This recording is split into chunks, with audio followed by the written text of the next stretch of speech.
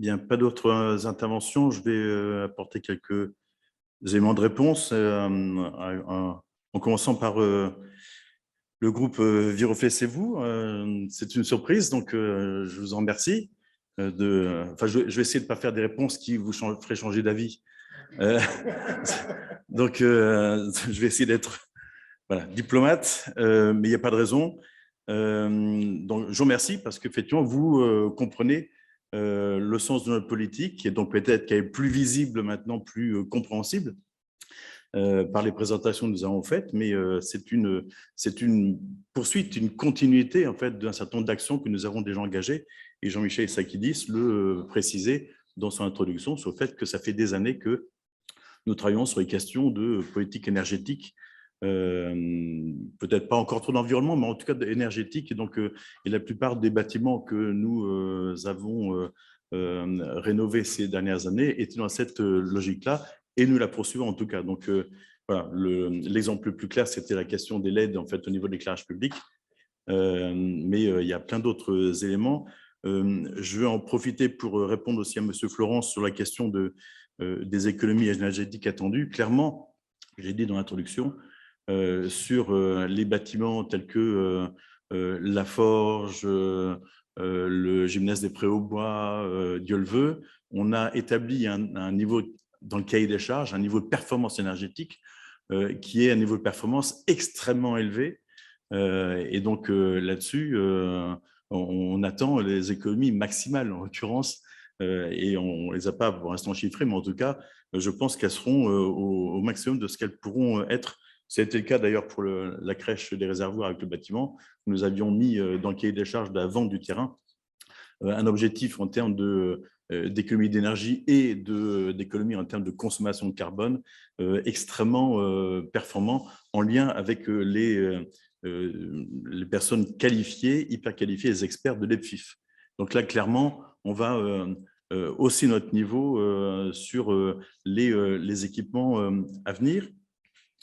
Je reviens sur Viroflay, c'est vous, et sur les 2-3 questions. En fait, le centre aquatique, oui, effectivement, il est peut-être un peu noyé dans la masse. On arrive à l'identifier. Oui, j'ai dit noyé, mais c'est on peut l'identifier, notamment en fait à 2 endroits. Je rappelle, il y a un budget de fonctionnement et un budget d'investissement. En fait, la contribution versée par le Viroflay au CAB est à 2 endroits différents, et vous la trouvez dans le document à la page, à une certaine page, à la page 39 en fait du détail. Il y a 502 000 € en termes de fonctionnement pour la piscine, et vous l'avez en investissement à la page 26 de 650 000 € au total. Voilà, on retrouve, c'est dans la rubrique 4, sport et jeunesse, et avec une déclinaison pour la partie fonctionnement plus détaillée sur piscine à proprement parler. Donc, c'est une fonction clairement identifiée. Sur la question du désengagement de l'État, effectivement, nous continuons à nous en plaindre parce que l'État se désengage. En fait, on ne peut que le constater. Je vais vous prendre un exemple, on est passé dessus tout à l'heure dans les slides, mais je vous rappelle qu'il a été décidé par le gouvernement de rendre obligatoire la scolarité dès l'âge de 3 ans. Ce qui fait que ça a rendu obligatoire le fait que la ville de Viroflay participe au financement des élèves en école de maternelle privée. Nous le faisions pour les écoles élémentaires, donc pour l'école Saint-François, et pour l'école privée à la suite de négociations, de discussions avec l'école Saint-François. Nous avons été amenés à verser un montant supplémentaire lié au maternel de l'ordre de 80 000 €. L'État avait dit à l'époque, nous compenserons les dépenses complémentaires liées à cette décision. Or, en l'occurrence, on a touché combien? On a touché 39 000 € et pas les 79 000 € que nous avons payés. Donc, c'est une compensation qui est partielle. Donc, j'estime que c'est un désengagement de l'État par rapport à ses promesses et à ses engagements initiaux. Donc, c'est pour ça, on le base, notre discours, on le base sur des éléments réels en fait, qui nous apparaissent. Je prends un deuxième exemple sur le fait qu'il a été décidé aussi par l'État l'année dernière, et je pense que c'est une bonne chose, de diviser par 2 les contributions financières foncières des entreprises. Et donc, l'État nous a dit, on va compenser. Donc, ça a été compensé en 2021 pour 500 et quelques mille euros, je crois. Mais on a reçu un courrier en 2022 nous disant, on va vous verser en 2022, début 2022, la moitié de la compensation et le reste, on verra plus tard. Et donc, quand on nous dit le reste, on verra plus tard, je ne sais pas si on le verra plus tard à partir du mois de juin, par exemple. Et est-ce qu'on le verra ou est-ce qu'on ne le verra pas du tout? Donc, ça fait partie des incertitudes dont on parle et de certains des engagements de l'État. Et pour être élu depuis un certain temps à Viroflay, je le répète sans arrêt, j'ai connu des engagements successifs de l'État. Et c'est bien pour ça qu'on en fait référence de façon très régulière, en fait, lorsqu'on vote le budget ou le compte administratif. Donc, ce n'est pas une vue de l'esprit, c'est une réalité. Après, on peut dire, la ville de Viroflay n'a-t-elle pas les moyens d'assumer les décisions prises par les autres?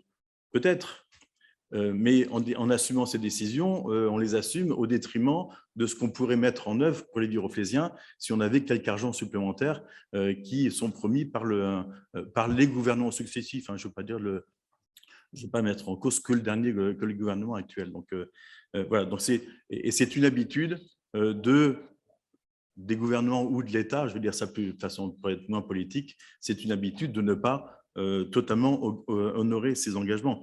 Je rappelle juste, je l'ai peut-être déjà dit, que pour le département des Yvelines, entre les allocations qui sont versées dans le cadre de l'APA, de la PCH ou du RSA, ce qui est remboursé par l'État, il y a un écart qui maintenant, en 2021, était de l'ordre de 130 millions d'euros dus en 2021 sur ce décalage qui n'aurait pas dû exister parce que l'État s'est engagé, en instaurant ces allocations, s'était engagé à compenser en totalité.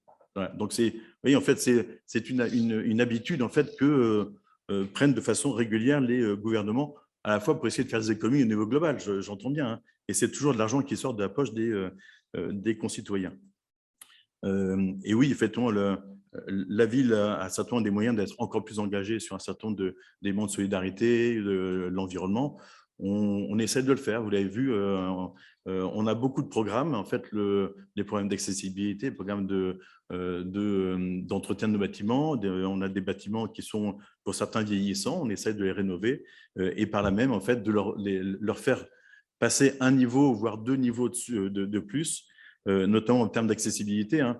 Monsieur Florence pose la question de savoir, il n'y a pas de détails dans la question d'accessibilité pour 2022. On envisage d'installer un ascenseur sur l'école Lamartine, par exemple. Donc, ça fait partie de ces sujets-là.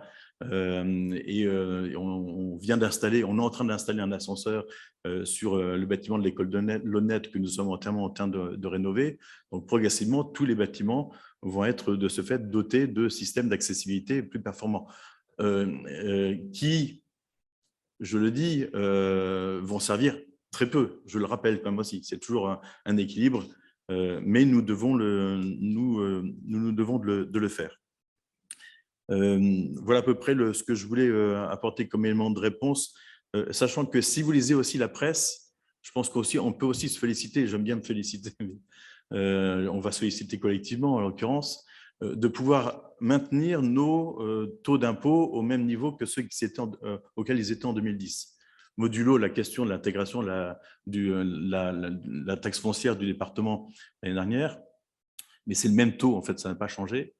Parce que si vous lisez bien la presse, un certain nombre de villes sont en train de voter leur budget à l'heure actuelle et on voit des augmentations du taux d'impôt, en plus de l'augmentation de la base de 3,4% votée par le Parlement, des taux d'impôt qui augmentent de façon significative.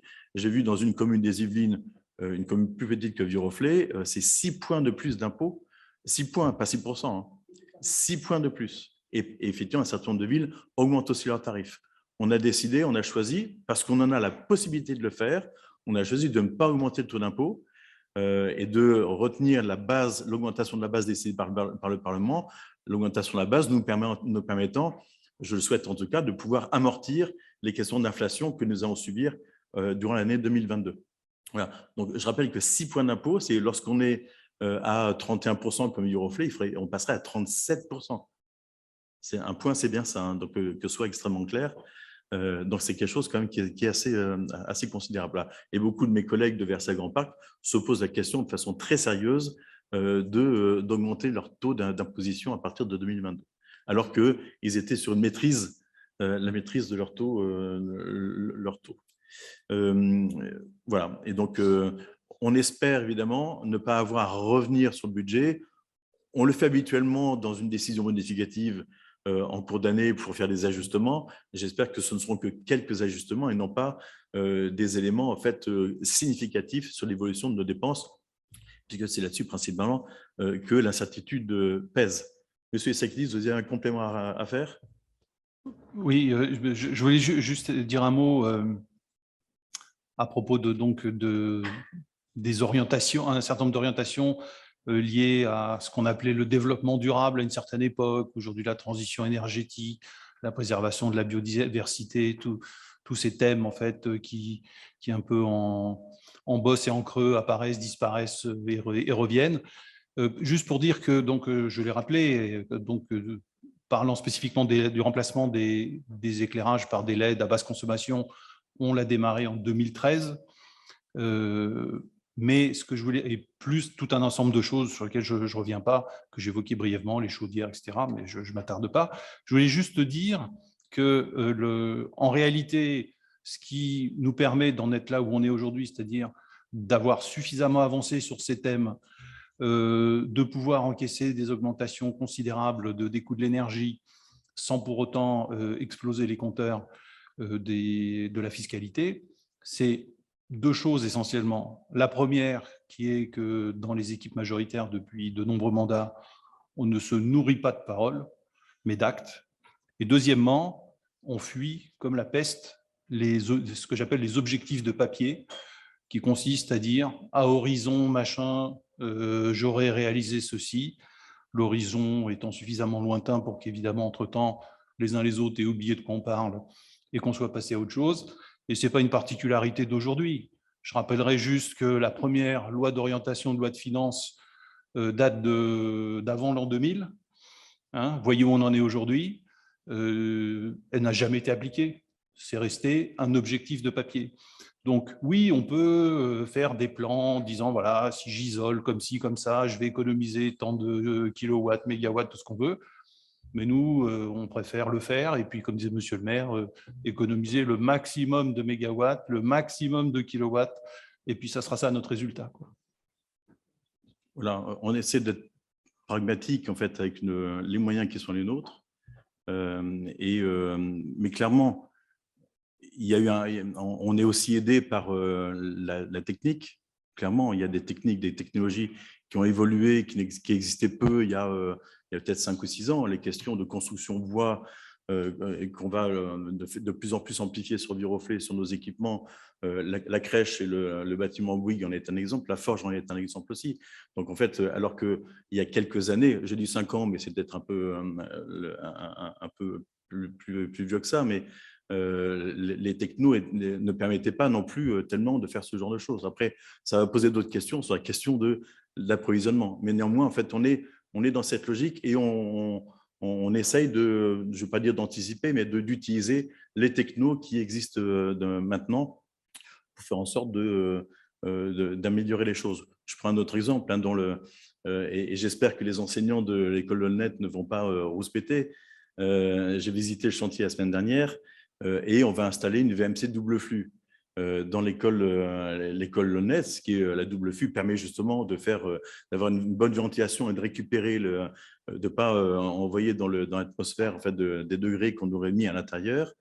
Mais la VMC double flux nécessite des tuyaux d'aération d'un diamètre considérable, et donc qu'on a décidé de laisser apparent dans les couloirs, ce qui donne un petit côté industriel qui est intéressant, mais je pense qu'il y a des enseignants qui vont dire mais c'est moche, c'est pas beau. Oui, effectivement, il faut essayer de trouver la solution, et c'est plus pratique de laisser les tuyaux apparents, notamment en termes de maintenance. Si on les cachait par un faux plafond, la maintenance serait beaucoup plus compliquée à faire. Donc voilà, on s'adapte avec la techno, mais parfois un petit peu au détriment peut-être de l'esthétique, hein, je vais dire ça comme ça, mais on privilégie plutôt le confort en tout cas. Voilà ce que je voulais un petit peu dire. Donc, on avance avec le monde aussi. Donc, je ne dis pas qu'on est à la traîne du monde, mais on avance avec le monde pour faire en sorte d'être dans le bon wagon, en tout cas. Voilà. Et de faire ce qu'on peut pour le faire. Ce qu'on peut pour le faire, je dis, ça ne veut rien dire du tout, mais de faire ce qu'on peut. Voilà. Voilà, donc nous passons au vote pour cette délibération. Donc, c'est le vote du budget. Après, s'en suit un certain nombre d'autres délibérations financières, bien évidemment, sur les taux et ainsi de suite. Donc, pour le budget, y a-t-il des oppositions? Donc, 2 oppositions. Y a-t-il des abstentions? Et donc, qui est pour? Et donc, il y a bien 2… Donc, vous avez deux pouvoirs aussi. D'accord. Donc, je vous remercie. Donc, 2 contre et le reste est pour. Et je vous en remercie les uns et les autres très chaleureusement, bien évidemment.